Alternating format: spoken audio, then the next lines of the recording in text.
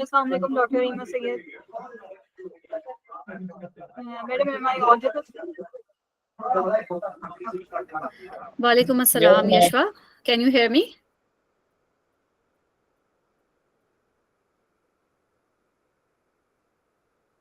यशवा, आवाज आ रही है आपको मेरी? जी डॉक्टर रीमा, आपकी आवाज आ रही है।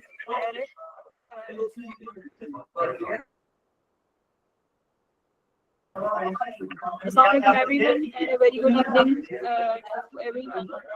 On behalf of Nurturing Community Pharmacy in Pakistan, NCPP, I extend a heartfelt welcome to all our participants, interns, and esteemed guests, Dr. Reema Sayed, for joining us today in this insightful webinar and with the summer intention. There's so much distraction, Yashwa. Can you please ask everyone to mute their mics? मुझे आपकी आवाज भी सही समझ नहीं आ रही है। मुझे लग रहा है कि मेरी तरफ से आई गेस डिस्ट्रैक्शन है, पीछे से मेरे इसमें से नॉइज बहुत ज्यादा आ रहा है क्योंकि मैं कहीं बाहर। तो can we start this session?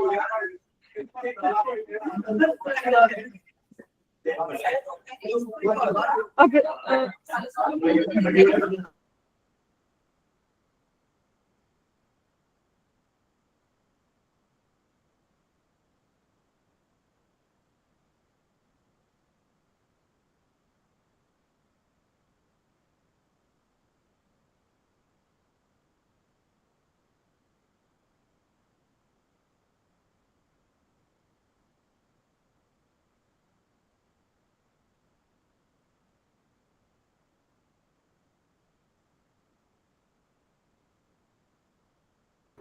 Assalamualaikum.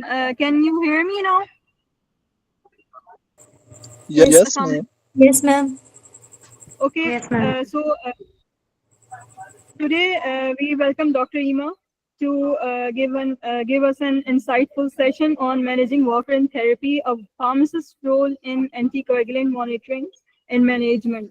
And this session is a crucial step in understanding how clinical pharmacists can play a central role in improving patient safety and outcomes in anticoagulant therapy. We are deeply honored to have with us Dr. Reema Sayed, a certified anticoagulation care provider and clinical pharmacist at NICVD, who will be leading this session. Her dedication and expertise in pharmacy practice serves as a true inspiration for our budding professionals. We thank you, Dr. Reema, for taking this time, and we are looking for this interactive session. Over to you. Thank you so much, Yashwa, for inviting me, and I am really thankful to NCCP for inviting me to share my knowledge and expertise in this field to all the pharmacy graduates and interns. Assalamu alaikum everyone. My name is Reema Sayed and I'm working as an anticoagulation care provider at National Institute of Cardiovascular Diseases. पहले तो मैं ये पूछना चाहूंगी, आप लोगों को मेरी स्क्रीन शेयर जो करी है वो can you see that? Dr. Reema, I can see your PowerPoint, not the slideshow.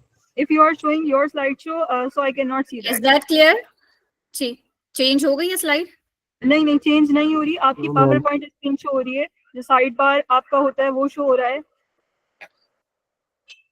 Ji. I guess आप मैन्युअली चेंज करेंगी तो फिर हो जाएगी चेंज।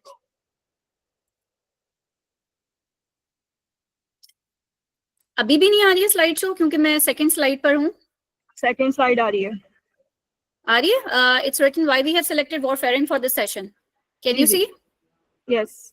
ठीक है जी। Yeah, sure. अब इस तरह का सिचुएशन है कि भाई why we have chosen warfarin for this specific session. Warfarin itself is a drug which medical community loves to hate.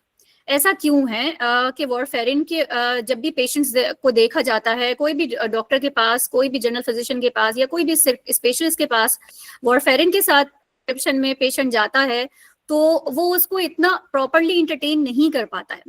उसके बहुत सारे रीजंस हैं।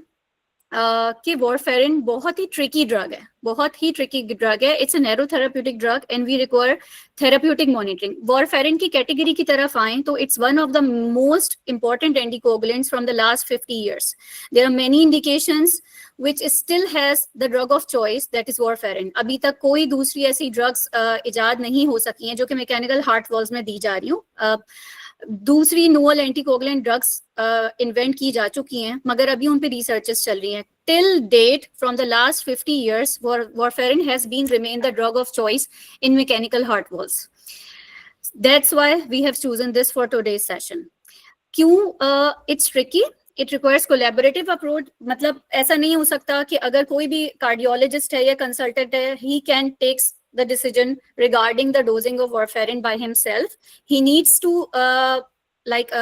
gain knowledge and dosing information from the pharmacist who is an anticoagulation care provider. There are numerous drug interactions, food drug interactions. Neurotherapeutic drug का I hope आप सबको थोड़ा सा idea होगा. ये वो मेडिकेशंस होती हैं जिनकी डोज जरा सी भी कम या ज्यादा हो तो ये लीथल हो सकती है पेशेंट के लिए. वॉरफेरिन के लिए हमें मॉनिटरिंग इसीलिए रिक्वायर होती है कि हमें वॉरफेरिन से रिलेटेड जो भी आउटकम चाहिए, अगर वो आउटकम हमें देखना है तो वो उसके लिए हमें एक ब्लड टेस्ट करवाना होता है जो कि PT-INR टेस्ट कहलाता है, और उसको देखते हुए हम आगे की डोजिंग डिसाइड करते हैं.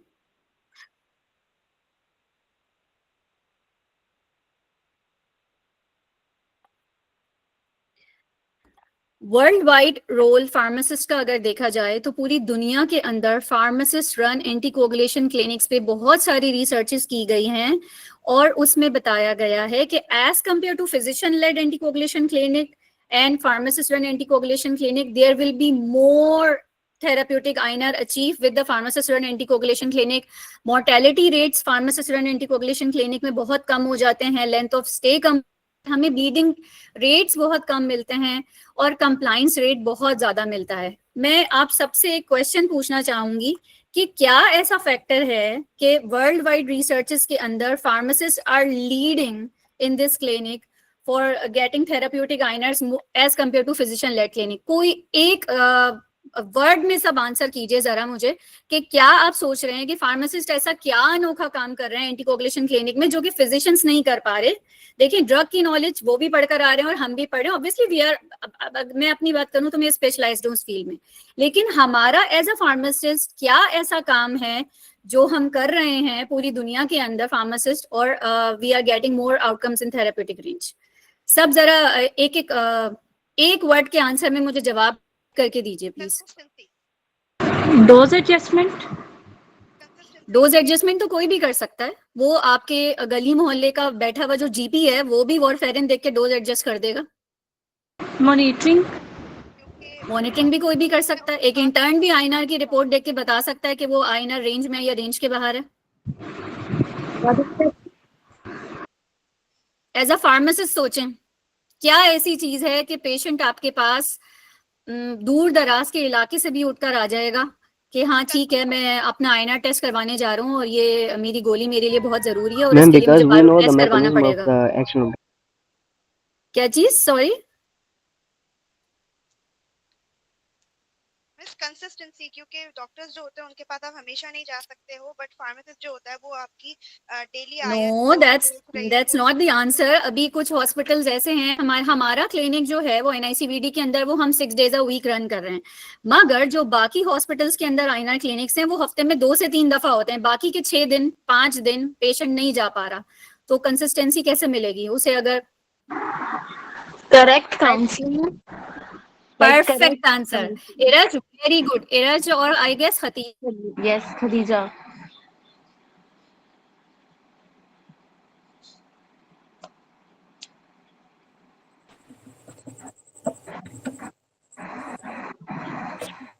He is getting that anticoagulant. Why he does require monitoring for after initiation of warfarin therapy? जब तक कि आप मरीज को नहीं बताएंगे कि ड्रग क्यों ले रहे हैं, वॉरफेरिन की मॉनिटरिंग क्यों जरूरी है और बार बार टेस्ट करवाना जरूरी है, वो तब तक आपके पास उठकर दोबारा नहीं आएगा. So the main role of pharmacist in anticoagulation clinic is counselling. हमें पेशेंट को कंप्लाइन करने के लिए उसे बहुत ज्यादा होलिस्टिक अप्रोच लेके बहुत पॉजिटिव अप्रोच लेके चलना होता है, ताकि वो घर से उठ के बहुत दूर दराज के इलाके से भी 2 दिन बाद आपकी क्लिनिक में बैठा हुआ अगर आप उसे 2 दिन बाद बुलाएं। ठीक। नेक्स्ट है, अगर हम देखें तो वारफेरिन थेरेपी न्यूरोथेरेप्यूटिक ड्रग है। हमको ये थेरेपी पे पेशेंट को बहुत ही बैलेंस करके लेके चलना होता है। जरा सी भी आपकी तरफ से अगर एरर हुआ इन्वेस्टिगेशंस के अंदर या डोजिंग के अंदर, तो it could lead to bleeding tendency in the patient bleeding के साथ इमरजेंसी में आ सकता है, या फिर क्लॉटिंग की वजह से उसको स्ट्रोक या हार्ट अटैक के चांसेस बढ़ जाते हैं। कभी कभी ऐसा भी होता है कि बहुत अंडर थेरेप्यूटिक आईएनआर चल रहा है सब थेरेप्यूटिक, तो वो क्लॉटिंग की वजह से पेशेंट स्ट्रोक सफर कर सकता है। तो ये बहुत ही बैलेंस करके हमें पेशेंट को लेके चलना होता है। अगर हम वारफेरिन की फार्माकोकाइनेटिक्स की तरफ बात करें तो इसकी हाफ लाइफ बहुत ज्यादा होती है। तो इससे हम ये अंदाजा लगा सकते हैं कि जब हम वारफेरिन इनिशिएट करते हैं तो इसका इफेक्ट आने में भी थोड़ा सा 2-3 दिन का टाइम लगता है, और जब हमें इसको बंद करना होता है तब भी उसे 2-3 दिन का टाइम लग रहा होता है, क्योंकि इसकी हाफ लाइफ ज्यादा होती है। ओरली अवेलेबल है और बायो अवेलेबिलिटी 98% है। इसकी मेटाबॉलिज्म लिवर के थ्रू होती है 100%। इसीलिए जब भी किसी पेशेंट को हम वारफेरिन इनिशिएट करते हैं तो हम उसके LFTs जरूर चेक करवाते हैं कि अगर अनफॉर्चुनेटली किसी पेशेंट के LFTs डी रेंज्ड हैं तो उस पेशेंट के अंदर हमें INR बहुत ही डिफरेंट मिल सकता है। हमें बहुत ज्यादा लेस डोज के ऊपर वारफेरिन की बहुत हायर मिल सकते हैं और वो पेशेंट ब्लीड भी कर सकता है। वारफेरिन का जो मोड ऑफ एक्शन है वो एक एंजाइम के थ्रू एक्ट करता है जो विटामिन के यूज करता है क्लॉटिंग फैक्टर में। इसीलिए हम वारफेरिन की जो एंटीडोट है उसको विटामिन के कहते हैं। तो वो क्लॉटिंग फैक्टर्स जो कि विटामिन के यूज करते हैं बॉडी में क्लॉटिंग करने के लिए, वारफेरिन उनको इनहिबिट करता है। पेशेंट्स का ये मैं आपको बता चुकी हूँ, हमें रेगुलर INR मॉनिटरिंग करनी होती है। बेसिकली हम प्रोथ्रोम्बिन टाइम टेस्ट करते हैं और उसके रेशो निकालते हैं जिससे हमें INR पता चलता है। INR is international normalised ratio which measures how long it takes your blood to clot. Advantages क्या है वारफेरिन की? अब अगर आप जाके बाद में सर्च करेंगे तो डोएक्स होते हैं, डोएक्स एंटीकोगुलेंट ड्रग, नोवल जो है एंटीकोगुलेंट ड्रग जो रिवारोक्साबेन, एपिक्साबेन वगैरह अब इन्वेंट हो चुकी हैं, उनके अंदर भी अब बहुत सारी ऐसी हैं जो कि हम डिफरेंट इंडिकेशंस में यूज कर रहे हैं जहां प्रीवियसली सिर्फ वारफेरिन यूज की जा रही थी। लेकिन अभी भी हम कंपैरेटिवली अगर हम अपने हॉस्पिटल की बात करें तो हमारे 90% पेशेंट्स अभी तक वारफेरिन के ऊपर हैं। वो इस वजह से कि वारफेरिन जो है वो इजीली अवेलेबल है हमारे हॉस्पिटल में, फ्री ऑफ कॉस्ट हम प्रोवाइड कर रहे होते हैं पेशेंट्स को। सेकेंडली उसकी स्पेसिफिक एंटीडोट अवेलेबल है, रिवर्सल बहुत आसानी से हो जाता है। अगर हम डोएक्स की तरफ जाएं तो उनका रिवर्सल एजेंट हमें आसानी से नहीं मिल रहा होता कराची के अंदर। जो मेजर इंपॉर्टेंट फैक्टर है वारफेरिन पे रखने का मरीज को, तो वो पेशेंट कंप्लायंस है। पेशेंट जब मंथली, फोरनाइटली, आफ्टर 3 वीक्स हमारे क्लिनिक में आके बैठ रहा है with therapeutic INR, so we are making sure that he और she is adherent to his therapy, कि वो अपनी थेरेपी बहुत अच्छे से ले रहा है, INR उसको अच्छा अचीव हो रहा है। हम 1-1 महीने में पेशेंट को रिव्यू कर रहे हैं। अगर हम डोएक्स के ऊपर रख के पेशेंट को भेजते हैं तो जो हमारी जेंट्री पब्लिक सेक्टर हॉस्पिटल में आती है तो वो 2-4 हफ्तों के बाद एंटीकोगुलेंट्स लेना छोड़ देती है और हम मॉनिटर भी नहीं कर सकते। इजी अवेलेबिलिटी होती है और अगर हम कंपेयर करें दूसरी नोवल एंटीकोगुलेंट से तो कॉस्ट इफेक्टिव भी होती है। अच्छा, अब हम आते हैं इंडिकेशंस की तरफ। When do we need anticoagulation therapy? Indications for anticoagulation therapy. अच्छा, कोई भी एक माइक अनम्यूट करके मुझे बस बता दें कि आप लोगों को मेरी स्लाइड जो मैं चेंज कर रही हूँ वो पता चल रहा है? यस मैम, पता Yes, चल- yes. Yes ma'am. अभी मेरे पास indication for Yes, warfarin ma'am. खुला हुआ है, आपके पास खुला हुआ है बस? Yes ma'am. Yes ma'am. ठीक है जी। अगर हम इंडिकेशंस की तरफ आए वारफेरिन की, तो these are the main indications in which we are giving warfarin. Mechanical heart valve replacements, ठीक है, 2 तरह के हार्ट वॉल्व रिप्लेसमेंट्स होते हैं, ये आगे मैंने स्लाइड पे डाला हुआ भी है, एक मैकेनिकल और एक टिश्यू। जब हम मैकेनिकल हार्ट वॉल्व रिप्लेसमेंट्स की बात करते हैं, माइट्रल वॉल्व रिप्लेसमेंट हो रही है, एओर्टिक वॉल्व रिप्लेसमेंट्स हो रही है, तो उसमें लाइफ लॉन्ग वारफेरिन की इंडिकेशन है and warfarin is the drug of choice in mechanical heart valve replacement. अभी तक हम कोई और ड्रग नहीं दे सकते हैं। एट्रियल फिब्रिलेशन हो गया, डीप वेन थ्रोम्बोसिस या पल्मोनरी एम्बोलिज्म, थ्रोम्बोसिस बॉडी में कहीं भी हो, LA में, LV में, हमारे कहीं भी हार्ट के किसी भी पोर्शन में हो रहे हैं तो हम वारफेरिन इनिशिएट करते हैं। सेकेंडली स्ट्रोक, इस्केमिक स्ट्रोक में वारफेरिन दी जाती है। अब हम एक एक करके थोड़ा सा मैं आपको रिव्यू दूंगी इन इंडिकेशन का। What happens actually in atrial fibrillation? Atrial fibrillation के अंदर हम क्यों दे रहे हैं? You might guys know that atrial fibrillation the term irregular heartbeat. So whenever there is irregular heartbeat, तो हमारे जो हार्ट की LA में जब ऐसे नोड होता है उसमें जनरेट होती हैं इम्पल्सेस. अगर वो सही जनरेट नहीं हो पा रही हैं तो LA के अंदर पूलिंग स्टार्ट हो जाती है ब्लड की. और जब पूलिंग होती है कहीं भी तो वहां पे ब्लड क्लॉट्स बनने के चांसेस बहुत ज्यादा बढ़ जाते हैं. और एट्रियल फिब्रिलेशन जिन जिन पेशेंट को होता है उनके अंदर पूलिंग होने की वजह से, इरेगुलर हार्टबीट होने की वजह से क्लॉट के चांसेस बहुत ज्यादा बढ़ जाते हैं. क्लॉट के चांसेस बहुत ज्यादा बढ़ जाते हैं तो उसकी वजह से स्ट्रोक और हार्ट अटैक के चांसेस बहुत ज्यादा बढ़ जाते हैं.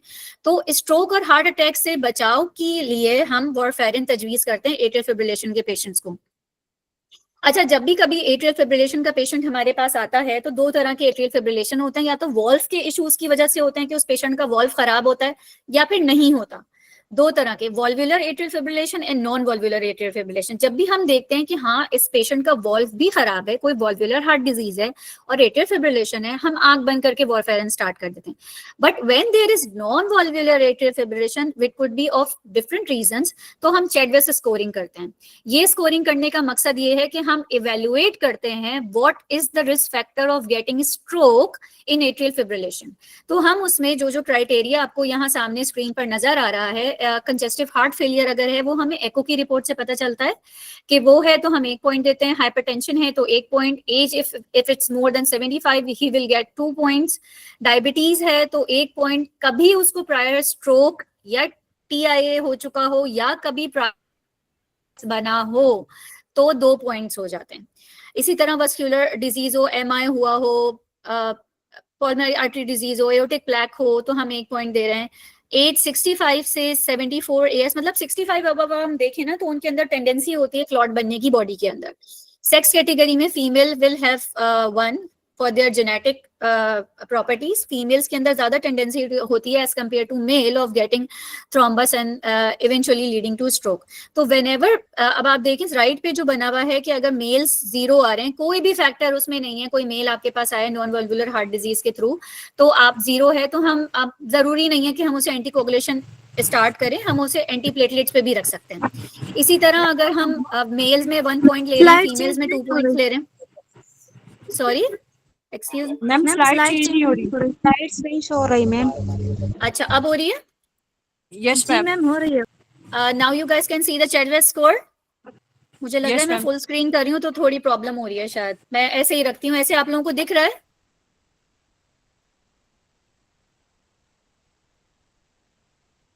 Guys can you see?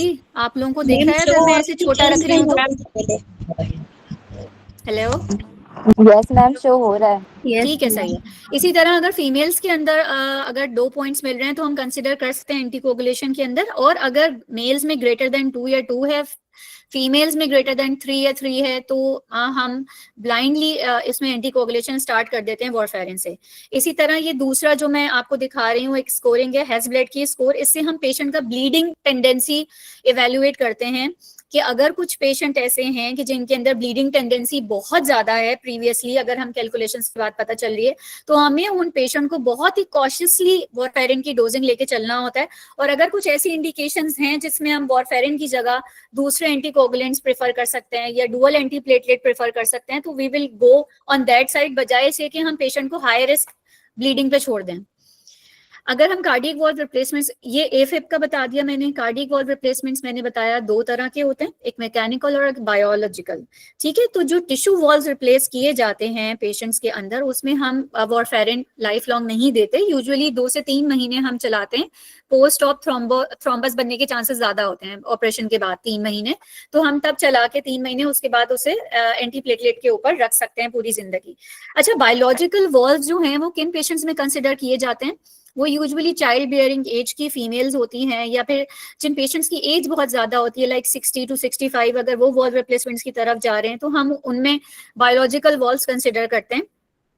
अब सवाल ये पैदा होता है कि जब बायोलॉजिकल वॉल्व्स के अंदर हम वॉरफेरिन जिंदगी भर नहीं दे रहे, तो why we are going for the mechanical ones? Because mechanical ones has more durability than biological ones. अगर हम देखें तो जो प्रैक्टिकली जो चीजें हम हॉस्पिटल में भी देख रहे हैं और जो गाइडलाइन रिसर्चेस में भी हैं, तो बायोलॉजिकल वर्न्स के अंदर जो है वो वेयर एंड टेयर जल्दी हो जाता है। लाइक 5 साल बाद 6 साल बाद कभी ऐसा हो सकता है कि पेशेंट को दोबारा वॉल्व खराब होकर दोबारा वॉल्व रिप्लेसमेंट की तरफ जाना पड़े। लेकिन अगर मैकेनिकल हार्ट वॉल्व्स को सही तरीके से पेशेंट्स लेके चल रहे हों, सही तरीके से एंटीकोगुलेशन की डोजेस ले रहे हों, थेराप्यूटिक आईएनआर अचीव हो रहे हो, तो वो लाइफ लॉन्ग वॉल्व चल जाते हैं। सेकेंडली वॉल्व्स हमें आईएनआर किस पेशेंट का कितना रखना है, it depends upon the indication. Like atrial fibrillation में हम 2 से 3 का टारगेट रेंज रख रहे होते हैं।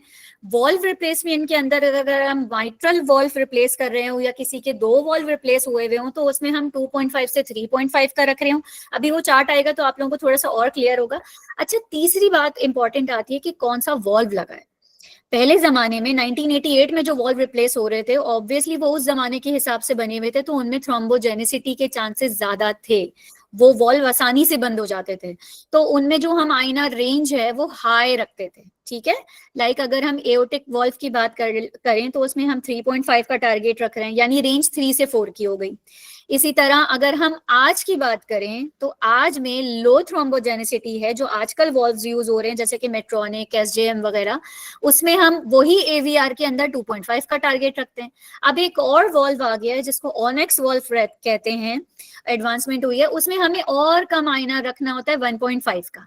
अच्छा, अब जो हम कम लेवल पे आईएनआर अचीव कर रहे हैं लाइक 1.5 टू 2.5, तो आप लोग क्यों सोचते हैं कि इससे क्या बेहतरी आ रही है, बताइए।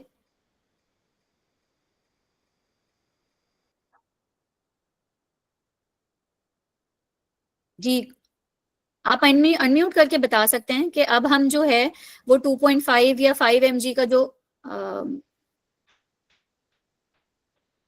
आप लोग, हेलो, यस मैम। मैंने क्वेश्चन किया है, बताइए कि पहले जमाने में जो एओर्टिक वॉल्व अगर किसी का रिप्लेस हो रहा होता था, तो देखें उस जमाने 1988 का एक पेशेंट मेरे पास है, सही है, 1988 का, उसका आईएनआर हमें 3.5 रखना था वॉरफेरिन के। अब जो रीसेंट वॉल्व इजाद किया गया है उसमें हमने 1.5 रखना है, तो क्या फायदा हुआ, 3.5 से 1.5 की तरफ क्यों आ रहे हैं हम लोग।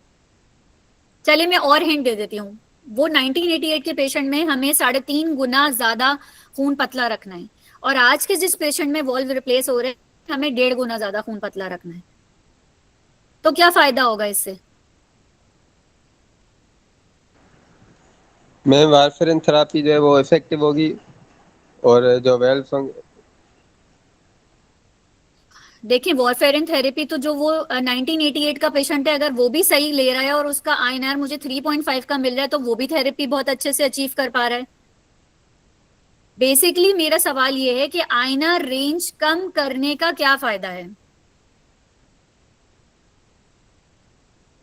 देखिए आईएनआर जब हम हायर साइड पे रखते हैं तो पेशेंट के अंदर एग्जैक्टली डोज लो रखनी पड़ रही है, और डोज लो रखने से हमें आईएनआर कम अचीव करना पड़ रहा है। जब आईएनआर, थोड़ा सा सोचें, कॉमन सेंस लड़ाएं, जब हम लोग वॉरफेरिन नहीं खा रहे, हम सब अपना पीटी आईएनआर टेस्ट करवाएंगे, वो 1 का रिजल्ट आएगा। अब हमारे मुकाबले में हम किसी पेशेंट का अगर 3.5 रख रहे हैं, तो हमसे वो 3.5 टाइम्स थिनर ब्लड है उसके अंदर, तो उसमें ब्लीडिंग की टेंडेंसी बहुत ज्यादा होती है। इसीलिए अब जो रीसेंट वॉल्व्स इजाद हो रहे हैं वो 1.5 टू का टारगेट हमें दे रहे हैं, तो उसमें जब हम 1.5 गुना ज्यादा खून पतला रख रहे हैं, तो एक पेशेंट जो कि 1.5 गुना ज्यादा खून पतले के साथ है और एक जो 3.5 गुना ज्यादा खून पतले के साथ है, किसके अंदर ब्लीडिंग टेंडेंसी ज्यादा होगी, 1.5 वाले की या 3.5 वाले की, कौन इमरजेंसी में ज्यादा आएगा। 3.5 ऑब्वियसली सही है। तो इसलिए अब एडवांसमेंट के साथ आईएनआर रेंजेस कम की तरफ आ रही हैं, सही है। मैम अब would you हम like to repeat this again? Sorry ma'am इसको काइंडली थोड़ा सा रिपीट आप करेंगी दोबारा। जी जी, मैं आपको बहुत छोटी सी आसान सी एग्जांपल देती हूँ कि आपके पास 2 पेशेंट आपके सामने बैठे हुए हैं, एक का टारगेट आईएनआर है 3.5 और एक का टारगेट आईएनआर है 1.5। इनमें से कौन से पेशेंट, दोनों में से आप समझती हैं कि आपके पास ज्यादा इमरजेंसी विजिट्स कर सकते हैं 1 साल के अंदर ब्लीडिंग के साथ, 3.5 वाला या 1.5 वाला। 3.5 वाला मैम। 5 वाला। एग्जैक्टली तो जब पुराने जमाने के वॉल्व लगते थे जो ओल्ड टाइम्स में यूज हो रहे थे तो उनके अंदर थ्रोम्बोजेनिसिटी की चांसेस ज्यादा होते थे, तो हम खून ज्यादा पतला रखते थे। अब अच्छी क्वालिटी मतलब अब लो थ्रोम्बोजेनिसिटी के वॉल्व बन रहे हैं तो उसमें हम आईएनआर 1.5 भी रख रहे हैं, तो उस पे भी वॉल्व सही काम कर रहे हैं। तो उससे हम पेशेंट के ब्लीडिंग के साथ जो इमरजेंसी विजिट्स होते थे वो अब रिड्यूस हो गए, क्योंकि हमने खून बहुत ज्यादा पतला नहीं रख रहे ना, पेशेंट का थोड़ा सा कम की तरफ आ गया है, तो आईएनआर अचीव आसानी से हो जाता है और ब्लीडिंग के रेट्स कम हो जाते हैं पेशेंट के। अगर हम वेनस थ्रोम्बोएम्बोलिज्म की बात करें तो डीवीटी होती है। डीवीटी हमारी जो लेग्स होती हैं उसमें डीप वेन थ्रोम्बोसिस के अंदर कोई भी अगर आ गया है, पल्मोनरी एम्बोलिज्म है हमारे लंग्स में, कोई भी पेशेंट के एम्बोलाई आ गया है तो उसमें भी हम वारफेरिन प्रिस्क्राइब करते हैं। उसके बाद मैं जो इंडिकेशन बता रही थी उसमें एट्रियल फिब्रिलेशन आ गई, हार्ट वॉल्व रिप्लेसमेंट आ गई, वेनस थ्रोम्बोएम्बोलिज्म आ गया, या फिर डीवीटी आ गया। अब चौथा स्ट्रोक। स्ट्रोक दो तरह के होते हैं, एक हेमरेजिक स्ट्रोक होता है और एक इस्केमिक स्ट्रोक होता है। हेमरेजिक स्ट्रोक क्योंकि ब्लीडिंग की वजह से होता है तो इसमें हम वारफेरिन नहीं देते। इस्केमिक स्ट्रोक जो है वो क्लॉट बनने की वजह से हो सकता है, तो इसमें हम वारफेरिन देते हैं। ठीक है, अब जो बात मैंने आप लोगों को बोली थी कि आपके सामने आईएनआर रेंजेस में आपके सामने चार्ट शो कर रही हूँ, सही है। अब इसमें आप सबसे पहले अगर देखें तो पल्मोनरी एम्बोलिज्म है, उसमें हम टारगेट आईएनआर मिड पॉइंट होता है। आईएनआर रेंज वो रेंज होती है जिसमें जो भी आईएनआर आता है वो पेशेंट का सही कंसिडर किया जा रहा होता है। लाइक अगर पल्मोनरी एम्बोलिज्म की अगर मैं आईएनआर रेंज की बात करूं, रेंज 2 से 3 है। 2 से 3 के बीच में जो भी रिपोर्ट आती है पल्मोनरी एम्बोलिज्म के साथ पेशेंट की तो वो सही कंसिडर होती है, थेराप्यूटिक कंसिडर होती है, whether it could be 2.1, 2.4, 2.7, 2.9। But target INR हमारा 2.5 हम इसको इसीलिए कह रहे होते हैं कि we should keep the patient on mid point, कि अगर कोई फूड वो ऐसा लेता है या अगर वो कोई ड्रग ऐसी लेता है या कोई कंडीशन उसके साथ ऐसी होती है वारफेरिन पे रहते हुए कि उसका आईएनआर फ्लक्चुएट करे, तो फ्लक्चुएट करने के बाद भी वो 2 और 3 के दरमियान में रहे। तो इसीलिए हम कोशिश करते हैं कि हम टारगेट अपना 2.5 रखें। इसी तरह नीचे आइए, सेकंड लास्ट में मैकेनिकल वॉल्व प्रोसेसेस के अंदर अगर एमवीआर है, माइट्रल या फिर डबल वॉल्व रिप्लेसमेंट्स है तो हम उसमें अपना टारगेट आईएनआर बढ़ा देते हैं, 3 कर देते हैं। और अगर रिकरेंट वारफेरिन पे कोई पेशेंट है, सही है, वो पल्मोनरी एम्बोलिज्म के साथ आपके साथ आया या डीवीटी के पास आया, बट स्टिल हर 3 महीने बाद जब चेक हो रहा है तो उसका एम्बोलाई या फिर उसका डीवीटी के अंदर जो भी थ्रोम्बस है वो डिसॉल्व नहीं हो पा रहा वारफेरिन पे रहते हुए भी 2.5 के टारगेट पे, तो उस पेशेंट का हम टारगेट आईएनआर बढ़ा के 3.5 पे ले जाते हैं। ठीक है, अब हमें वारफेरिन कब तक चलानी है ये भी इंडिकेशन पे डिपेंड करता है। अगर एम्बोलाइज या सिर्फ थ्रोम्बस होते हैं और कोई और दूसरी परेशानी नहीं है पेशेंट के साथ एंटीकोगुलेशन लेने की, तो हम यूजुअली 3 to 6 months चलाते हैं। लेकिन रेट्रियल फिब्रिलेशन और मैकेनिकल हार्ट वॉल्व जो हैं उसमें लाइफ लॉन्ग हमें वारफेरिन देनी होती है पेशेंट्स को। अच्छा, सबसे इम्पॉर्टेंट पॉइंट अगर हम एंटीकोगुलेंट्स पे देखें तो वो प्रेगनेंसी और एंटीकोगुलेशन का टॉपिक है। वारफेरिन एक टेरेटोजेनिक ड्रग है जो कि एबनॉर्मेलिटीज कॉज करती है फीटस के अंदर, सही। तो जब भी कोई पेशेंट 5 mg या 5 mg से ज़्यादा पे मैनेज हो रही होती है, पहले ये गाइडलाइंस थी कि जब भी पेशेंट प्रेग्नेंट होती थी तो फिर उसको जो है वो आप जब तक के 6 to 12 वीक्स हो, टोटल प्रेगनेंसी के वीक्स 40 वीक्स होते हैं, 6 to 12 वीक्स जेस्टेशनल एज के दरमियान जो है वो बेबी डेवलप हो रहा होता है, सही है।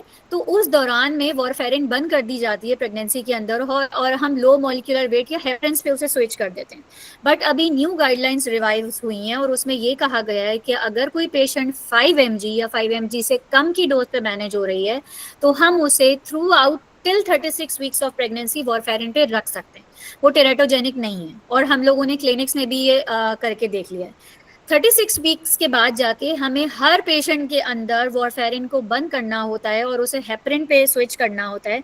उसकी वजह ये है कि 36 वीक्स पे जाके पेशेंट की डिलीवरी किसी भी वक्त हो सकती है और उस वक्त डिलीवरी करवाना ज़्यादा इंपॉर्टेंट होता है बनिस्बत इसके कि पहले वारफेरिन को देखें, आईएनआर को देखें, अगर आईएनआर ज़्यादा आ रहा है तो उसको एंटीडोट्स दे के रिवर्सल करवाएं। तो जो लो मॉलिक्यूलर वेट हेपरिन होते हैं, मैंने आप लोगों को शुरू में एक बात बताई थी कि वारफेरिन की जो हाफ लाइफ है वो ज़्यादा है, तो जब हम उसको होल्ड करते हैं तो 2 से 3 दिन लगते हैं उसका इफेक्ट ब्लड से ख़त्म होने में। तो इसीलिए अगर हमें एकदम से ख़त्म करना हो तो हमें फिर फ्रेश फ्रोजन प्लाज्मास देने पड़ते हैं या फिर विटामिन के की डोजेस देनी पड़ती हैं।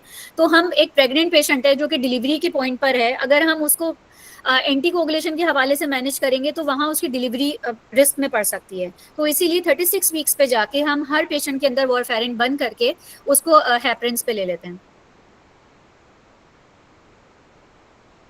ये थोड़ा सा देखें अब, ये हमारे क्लिनिक हॉस्पिटल के अंदर जो एंटीकोगुलेशन क्लिनिक है उसके साथ साथ हमारे ही हॉस्पिटल के अंदर गायनी ऑप्स क्लिनिक भी स्टार्ट हो गया है, जिसमें कार्डियोलॉजिस्ट होती हैं, जिना हॉस्पिटल से एक गायनेकोलॉजिस्ट वहाँ पर आती हैं, और हमारा एंटीकोगुलेशन क्लिनिक।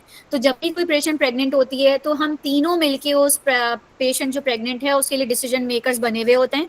गायनी के हवाले से गायनेकोलॉजिस्ट वहाँ प्रेजेंट होती हैं, कार्डियोलॉजी के हवाले से वहाँ कार्डियोलॉजिस्ट हैं, और एंटीकोगुलेशन क्लिनिक से हमारे एंटीकोगुलेशन केयर प्रोवाइडर उसके वॉरफेरिन या फिर उसके हेपरिन्स के हवाले से डोजेस मेंटेन कर रहे होते हैं। तो इट्स अ कोलैबोरेटिव अप्रोच कि हम किस तरह से प्रेगनेंसी में लेकर चल रहे हैं, डिलीवरी से पहले, डिलीवरी के बाद हमें किस तरह मैनेजमेंट करनी है। तो जो वो मैनेजमेंट होती है एंटीकोगुलेंट की, वो होल सोल फार्मासिस्ट प्रोवाइड कर रहे होते हैं।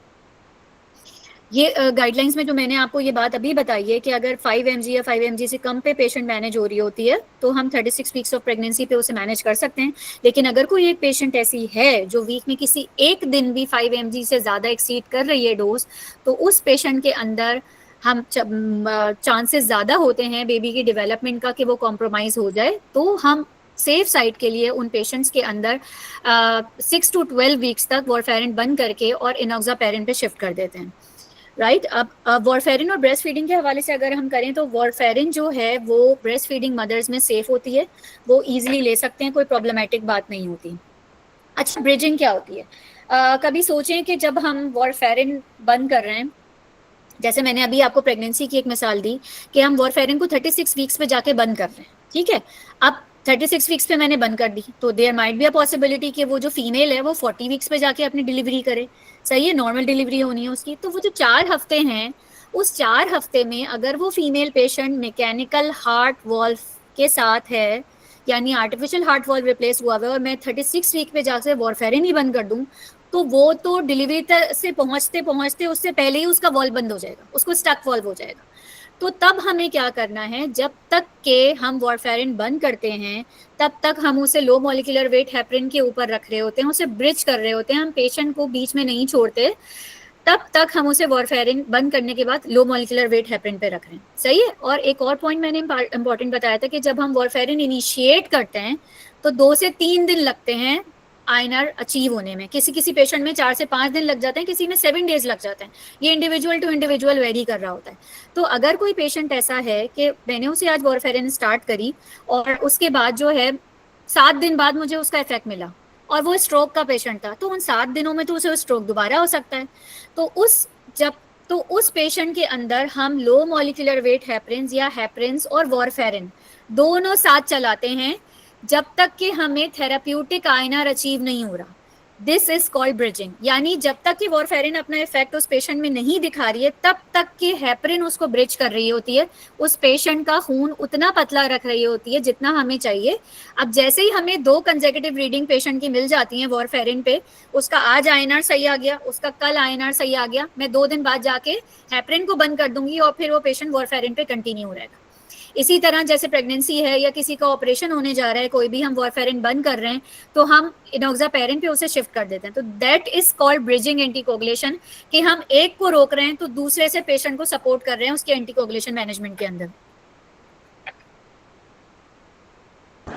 मैम इस पॉइंट की मुझे समझ नहीं आई कि हम वॉरफेरिन एकदम से स्टॉप कर देंगे और देन हेपरिन की तरफ, या दोनों को साइड बाय साइड लेके चलेंगे? नहीं, देखें इसका बहुत आसान सा हल है, मैं आपको बहुत एग्जाम्पल के थ्रू समझाती हूँ ताकि आपको एक चीज़ समझ आ जाए। एक पेशेंट ऐसा मेरे पास क्लिनिक में है जो बहुत अच्छा सा आईएनआर मेंटेन कर रहा है, उसका आज मेरे पास मेरी क्लिनिक में बैठा हुआ है और उसका 2.5 का आईएनआर आया हुआ है, सही है। अब वो मेरे पास पेपर लेकर आता है कि मेरे गॉल ब्लैडर में स्टोन है और मुझे गॉल ब्लैडर की सर्जरी के लिए जाना है, कोलिसिस्टेक्टमी होनी है मेरी, ठीक है। अब उसकी सर्जरी होने जानी है, मेजर सर्जरी है और लोकल एनेस्थीसिया के अंडर होगी, और उसका मैंने ब्लीडिंग रिस्क निकाला हेस ब्लड से, तो उसका ब्लीडिंग रिस्क भी ज़्यादा आ रहा है। तो मुझे वॉरफेरिन तो बंद करनी है उस पेशेंट की, वो वॉरफेरिन पे रहते हुए सर्जरी नहीं करवा सकता, सही है। लेकिन उसका MVR हुआ हुआ है, माइट्रल हार्ट वाल्व रिप्लेस हुआ हुआ है, तो अगर मैं वॉरफेरिन बंद करूंगी 2 दिन बाद जाके उसका INR कम हो जाएगा, उसकी सर्जरी होनी है फॉर एग्जाम्पल 5 दिन बाद, तो वॉरफेरिन हम आज 2.5 के INR के साथ आया हुआ, मैंने उसे कहा कि ठीक है हम आपकी 2 दिन के लिए वॉरफेरिन होल्ड कर रहे हैं, you have to visit us back after 2 days, हम दोबारा से INR रिपीट करवाएंगे and then will guide you about the anticoagulation management. वो 2 दिन बाद मेरे पास आई, सही है, और उनका INR 1.9 था।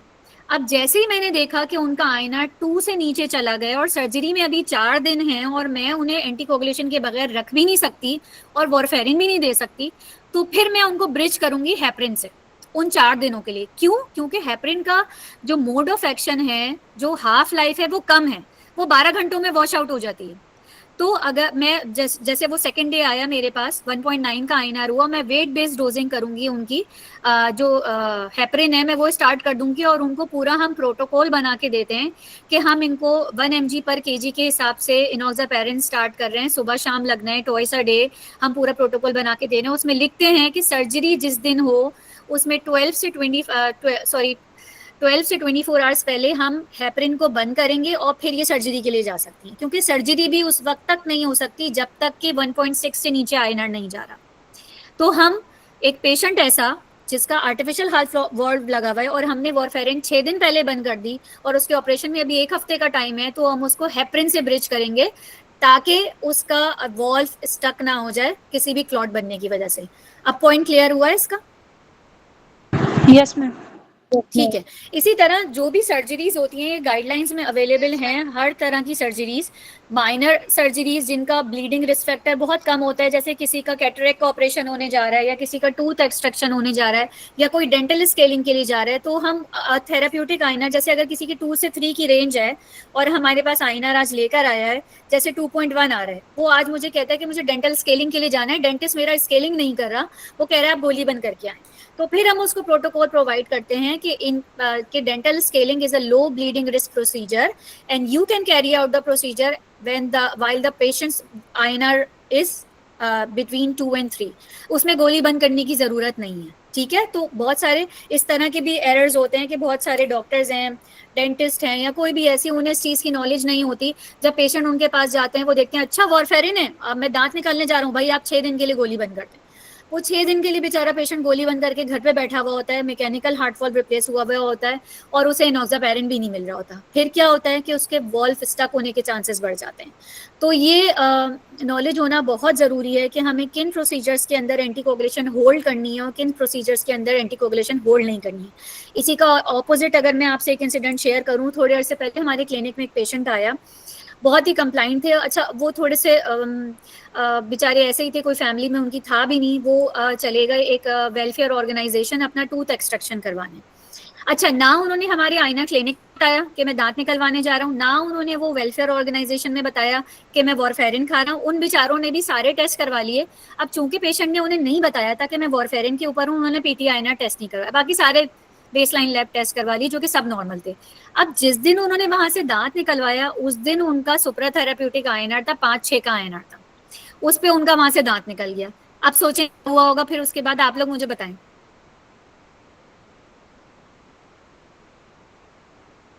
ब्लीडिंग होती, बहुत ज्यादा ब्लीडिंग, उनके दांत से खून बहे जा रहा था और वो ब्लीडिंग के साथ हमारी इमरजेंसी में आए। तो पता चला कि ना उन्होंने वहां वेलफेयर ऑर्गेनाइजेशन में किसी को बताया, किसी डॉक्टर को कि वॉरफेरिन पे है, ना हमें बताया। और जबकि टूथ एक्सट्रैक्शन के लिए हमें होल्ड करने की जरूरत नहीं होती, 2 से 3 पे वो कर सकते हैं, लेकिन इत्तेफाक से अनफॉर्चुनेटली जिस दिन उनका टूथ एक्सट्रैक्शन होना था उनका किसी और रीजन की वजह से सुप्रा थेराप्यूटिक INR था। तो उस केस के अंदर टूथ एक्सट्रैक्शन से पहले हमें 2 से 3 दिन उन्हें होल्ड करना था, और जो कि नहीं हो पाया, तो इसलिए वो ब्लीडिंग के साथ इमरजेंसी में लैंड किया और फिर उन्हें विटामिन K दिया गया। सो मैम पेशेंट्स जो है वो तो मतलब वो तो बेचारे लेमैन थे, तो फिर उनको तो खुद नहीं पता होगा कि उनको ये बतानी है बात कि वो नहीं, देखिए मैंने आप लोगों को एक बात बोली थी, मैंने आपको बताया वो थोड़े से मेंटली वैसे थे पेशेंट, और उनकी फैमिली में भी कोई नहीं है, वो अकेले रहते हैं, 60-70 साल के वो हैं, वो बेचारे अकेले रहते हैं और थोड़े से मेंटली वो हैं, उनको फालिज भी हो चुका है, तो उनकी स्पीकिंग भी थोड़ी सी स्लर्ड है। तो वो मतलब मैं उनका भी कसूर नहीं समझती, उनके भी जहन में नहीं रहा जब वो गए दांत निकलवाने के लिए, ना हमें बताया ना उन्हें बताया। जब हम अपनी क्लिनिक में काउंसलिंग करते हैं, जब पहला सेशन होता है हमारा पेशेंट 1-on-1, तो हम उसमें 20 to 25 मिनट की बिठा के काउंसलिंग करते हैं, जिसमें हम डिटेल्ड में सब कुछ चीजें बताते हैं कि ड्रग इंटरेक्शंस क्या हैं, फूड ड्रग इंटरेक्शंस क्या हैं, इसके कोई नई दवाई अगर शुरू करें तो उसको हमें किस तरह से रिपोर्ट करना है। हम एंटीकोगुलेशन क्लिनिक का हमारा टेली हेल्थ सर्विसेज भी है, हम उन्हें अपनी फोन नंबर्स प्रोवाइड करते हैं कि इन केस आप नहीं भी आ सकते तो हमसे फोन पे राब्ता करके हमें बता दें, कोई भी नई दवा अगर शुरू कर रहे हो किसी भी दूसरे मसले के लिए। तो ये सारी चीजें हम पहले ही सेशन में पेशेंट को सब चीजें गाइड कर देते हैं। लेकिन वो जो पेशेंट था उसके साथ थोड़ा एक्सेप्शनल केस था, मैंने जैसे आपको बताया, वो मेंटली थोड़े से स्ट्रोक की वजह से ज्यादा एक्टिव नहीं थे, इस वजह से ये उनके साथ इंसिडेंट हुआ। अच्छा, अगर हम ड्रग इंटरेक्शन की तरफ आए तो there are numerous drugs which can interact with warfarin, और उसके आईएनआर को या तो बहुत बढ़ा देती हैं या कम कर देती हैं। तो जब पेशेंट हमारे पास क्लिनिक में आता है फर्स्ट टाइम, तो हम इन्वेस्टिगेट करते हैं कि वो क्या क्या मेडिसिन ले रहे हैं cardiac, as well as those which we are taking on daily basis, like for rheumatoid arthritis, diabetes mellitus, कोई भी ऐसी मेडिकेशंस वो जो डेली बेसिस पे ले रहा हो, तो हम वो इन्वेस्टिगेट करते हैं। वो पूछने का मकसद ये है कि अगर कोई पेशेंट आरए के साथ, rheumatoid arthritis के साथ अगर है, तो ऑब्वियसली वो पेन किलर्स ले रहा होगा, सही है। तो ये जब तक कि हमें नहीं पता चलेगा कि वो पेन किलर्स रेगुलर बेसिस पे ले रहा है, तो तब तक हम ये इवेल्युएट नहीं कर सकते कि उसका आईएनआर हम थेरेप्यूटिक रेंज में कैसे लेकर आएंगे। फिर हम ऑल्टरनेट बता रहे होते हैं, अगर कोई ऐसी ड्रग्स हैं जो कि आईएनआर को डिस्टर्ब कर सकती हैं और उसका कोई सेफ ऑल्टरनेट अवेलेबल है, तो हम पेशेंट को गाइड कर देते हैं कि आपको ये नहीं ये दवा लेनी है। अच्छा, मैं कुछ इस तरह का बताती हूँ कि एंटी टीबी ड्रग है रिफेम्पिसिन, वो उसका मेजर ड्रग इंटरेक्शन है वॉरफेरिन के साथ। तो अगर कोई पेशेंट ऐसा है जो कि टीबी के साथ हमारे क्लिनिक में है और उसको रिफेम्पिसिन और एंटी ट्यूबरक्लोसिस ड्रग जो रेजिमेन है वो स्टार्ट हुआ है, तो वो पेशेंट अगर नॉर्मल डेज में 5 mg के ऊपर अपना थेरेप्यूटिक आईएनआर अचीव कर रहा था, तो पॉसिबिलिटी है कि रिफेम्पिसिन के साथ 5 mg के कंपैरिजन में वो 25 mg भी लेगा, 5 से 25 mg भी पर डे लेगा, तो उसका आईएनआर अचीव नहीं होगा। इतना मेजर ड्रग इंटरेक्शन है रिफेम्पिसिन और वॉरफेरिन का। तो हम उसको 2-2, 3-3 दिन पे बुला के ट्रायल कर रहे होते हैं पेशेंट का कि थोड़ा सा आईएनआर बेहतर, जिस डोज पे वो हायर डोज पे, और इसमें कोई नहीं है, रिसर्चेस के अंदर लोग 35 mg 40 mg तक गए हुए हैं, आप इसमें कोई मैक्सिमम लिमिट नहीं है, लेकिन यूजुअली हम 25-30 तक रख रहे होते हैं। अगर उस पर भी अचीव नहीं हो रहा होता, तो एक पेशेंट ऐसी थी जिनको हमने 5-5, 6-6 टैबलेट्स दी हैं वॉरफेरिन की 5 mg वाली, उनका अचीव नहीं हो पा रहा था। तो जब तक के 6 मंथ्स उनकी टीबी की ट्रीटमेंट चली थी, तो हमने उन्हें हेपरिन पे शिफ्ट कर दिया था, क्योंकि हेपरिन का रिफेम्पिसिन के साथ कोई इंटरेक्शन नहीं है। फिर जब उनका टीबी की ट्रीटमेंट बंद हुई, फिर उसके बाद हमने वापस उन्हें वॉरफेरिन पे स्विच कर दिया था। तो इस तरह हमें ड्रग्स के हवाले से बहुत इंपॉर्टेंट होता है जानना कि पेशेंट कौन सी ड्रग्स ले रहा है। ये कुछ ड्रग्स हैं जो आईएनआर इंक्रीज कर रही हैं, जिसमें मेजॉरिटी जो है वो एंटीबायोटिक्स हैं, पेन किलर्स हैं। अब पेशेंट ऐसे होते हैं कि जो कि फ्लैजिल, उन्हें पता ही नहीं होता कि वो एंटीबायोटिक्स की कैटेगरी में आती है। लोग ये समझ रहे होते हैं कि वो सिम्टोमेटिक रिलीफ दे रही होती है हमें डायरिया में, वो 2 गोलियां खाते हैं फ्लैजिल की और उसके बाद बंद कर देते हैं, हमारा मोशन सही हो गया। तो ये भी हमें कम्युनिटी के अंदर लोगों को गाइड करना है कि भाई ये एंटीबायोटिक है, you need to take it 3 times a day for 5 to 7 days, ये सिम्टोमेटिक रिलीफ के लिए नहीं होती। तो अगर पेशेंट ऐसे होते हैं वो फ्लैजिल लेकर आ रहे हैं 2 दिन पर, तो उनका आईएनआर 2 से 5 पे पहुंचा हुआ होता है। आईएनआर जो डिक्रीज कर रही है उसमें भी ड्रग कैटेगरीज हैं, कार्बामेज़ेपिन है जो कि कन्वर्जेंस के लिए ले रहे होते हैं, या फिर फिनाइटोइन है, रिफेम्पिसिन की मैंने आपको एग्जांपल दी, तो ये आईएनआर डिक्रीज कर सकती हैं। तो जब भी कभी पेशेंट का ऐसे हमें अनएक्सपेक्टेडली आईएनआर कम या ज्यादा मिलता है, तो हम इन्वेस्टिगेट करते हैं आपने कोई नई दवा तो शुरू नहीं करी है किसी भी दूसरे मसले के लिए। और होता है कि बहुत सारी दफा हमें रीजंस मिल रहे होते हैं ड्रग के। फूड ड्रग इंटरेक्शंस के हवाले से अगर हम बात करें तो there is no specific warfarin diet, कोई स्पेसिफिक वॉरफेरिन डाइट नहीं है। You need to be consistent in getting vitamin K, ठीक है। अगर हम वेस्ट की बात करें तो वहां पे सैलेड उनके डेली की बेस का एक पोर्शन सैलेड का वो फिक्स होता है, तो उनको एक विटामिन के की कंसिस्टेंट डाइट बोल दी जाती है कि आप बस जो डेली ले रहे हैं वो लेंगे। लेकिन हमारी जो पॉपुलेशन पब्लिक सेक्टर हॉस्पिटल में आ रही है, फॉर एग्जाम्पल उनकी यहाँ अगर पालक की सब्जी बन रही होती है, सुबह दोपहर शाम रात 3 दिन तक पालक खा रहे होते हैं, और उसके अंदर we have got high content of vitamin K. तो जब वो इस तरह से खाकर आ रहे होते हैं हमारे पास, तो क्या होता है कि आईएनआर बिल्कुल 1 पे पहुंच जाता है। मुझे अगर किसी पेशेंट का 3 का आईएनआर टारगेट चाहिए तो वो 1 के साथ आ रहे होते हैं। तो हम पूरा इस तरीके से पेशेंट को ड्रग डाइट के हवाले से भी गाइड कर रहे होते हैं कि ग्रीन लीफी वेजिटेबल्स ना लें वो लोग, बीफ का इस्तेमाल ना करें। बीफ यूजुअली आपको इंटरनेट पे या कहीं नहीं मिलेगा, बट बीफ के अंदर ये टेंडेंसी होती है कि वो आयनर बहुत प्रोड्यूस कर देता है। तो we would recommend that he can take mutton, chicken और फिश, राइट। और उसके बाद एक ड्रग्स हो गई आपके सामने डाइट का फैक्टर आ गया। तीसरी जो इम्पोर्टेंट चीज है वो कंडीशंस हैं, किन कंडीशंस के अंदर पेशेंट डाइट भी बहुत अच्छे से मेंटेन कर रहा है, दवाइयां भी कोई ऐसी नहीं खा रहा, बट अगर उसको अचानक से बुखार हो गया, चाहिए उसने पेनाडोल भी नहीं खाई बट फीवर हो गया है, तो फीवर की वजह से भी उसका आईएनआर पेशेंट का रेज हो सकता है। सिमिलरली थायराइड की प्रॉब्लम है, हाइपरथायराइडिज्म में आईएनआर इंक्रीज हो सकता है। लिवर का मैंने आप लोगों को स्टार्ट में बताया था कि एलएफटीज डी रेंज्ड आ रहे हैं, तो वो भी आईएनआर इंक्रीज कर सकते हैं। अगर वेरिएबल विटामिन के ले रहे हैं, कभी 4 दफा हफ्ते में पालक खा रहे हैं, कभी बिल्कुल नहीं खा रहे हैं, तो वो भी उसकी वजह से हमें अनस्टेबल आईएनआर मिल रहा होता है। हार्ट फेलियर के पेशेंट्स अगर अनट्रीटेड चल रहे होते हैं तो उनमें भी क्लॉटिंग फैक्टर की डाइल्यूशन की वजह से या हेपेटिक कंजेशन की वजह से हमें आईएनआर बहुत हायर साइड पे मिल रहा होता है। तो हम ये भी मेक श्योर करते हैं कि हार्ट फेलियर के patients properly heart failure clinics में अपना फॉलोअप रखें और वहां से ट्रीटमेंट लेते रहें। वॉरफेरिन के साथ जब हमारे पास पेशेंट आता है तो हम उसे इन्वेस्टिगेट करते हैं कि अनकंट्रोल्ड डायबिटीज तो नहीं है, अनकंट्रोल्ड ब्लड प्रेशर तो नहीं है, किसी को स्टमक अल्सर्स तो नहीं है, क्योंकि अगर किसी को अल्सर्स या लिवर डिजीज है या फिर डायबिटीज है अनकंट्रोल, क्योंकि सारी प्रॉब्लम्स है, तो it could lead to bleeding tendency. उन पेशेंट्स के अंदर ब्लीडिंग टेंडेंसी ज्यादा होती है, तो हमें फिर उसके अकॉर्डिंग ही पेशेंट को गाइड करना होता है। अच्छा, काउंसलिंग के अंदर हमारा जो मेजर पोर्शन होता है वो साइड इफेक्ट्स का होता है। हम पेशेंट्स को ये बताते हैं कि माइनर साइड इफेक्ट्स क्या आ सकते हैं एंटीकोगुलेंट के साथ, मेजर साइड इफेक्ट्स क्या आ सकते हैं। लाइक कुछ पेशेंट कभी कभी इतना डर सकते हैं आपके समझाने के ऊपर कि जरा सा मुंह से एक कतरे का खून आया या किसी की नाक से एक कतरे का खून आया, वो वॉरफेरिन बंद करके बैठ गए। तो you need to counsel them that you are taking anticoagulants regularly. आपका खून हमारे मुकाबले में ज्यादा पतला है, तो आप माइनर ब्लीडिंग एक्सपीरियंस कर सकते हैं।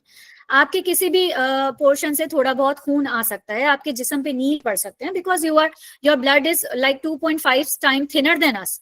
तो उस पे परेशान होकर गोली बंद नहीं करनी, सही है। हम उन्हें ये गाइड करते हैं कि गोली उस वक्त अच्छा, पहले तो हम ये पॉइंट जरूर ऐड करते हैं कि गोली ना खुद से बंद करनी है, ना ज्यादा करनी है, ना डोज को डिस्टर्ब करना है। अगर खुदा ना खास्ता माइनर ब्लीड हो रही है, जो कि एक दफा जरा सा खून आया, पूरे दिन में दोबारा ब्लीडिंग नहीं आई, तो परेशानी की बात नहीं है, आप अपनी रेगुलर डोज कंटिन्यू कर सकते हैं। लेकिन अगर किसी भी बॉडी के किसी भी पार्ट से मुसलसल खून बह रहा है, यूरिन में, स्टूल में, नाक से, मुंह से, कहीं भी, तब उस केस में हम समझाते हैं पेशेंट को कि 15 मिनट से ज्यादा, 20 मिनट से ज्यादा अपने घर पे नहीं बैठना। You need to visit the emergency department of our hospital, ताकि वहां पे आपका आईएनआर चेक किया जाए और उसके अकॉर्डिंगली आपको, अगर अल्लाह ना करे ब्लीडिंग ज्यादा हो रही है किसी भी आईएनआर बड़े होने की वजह से, तो हम एंटीडोट्स देकर या फ्रेश फ्रोजन प्लाज्मा देकर उसको रिवर्स कर सकते हैं।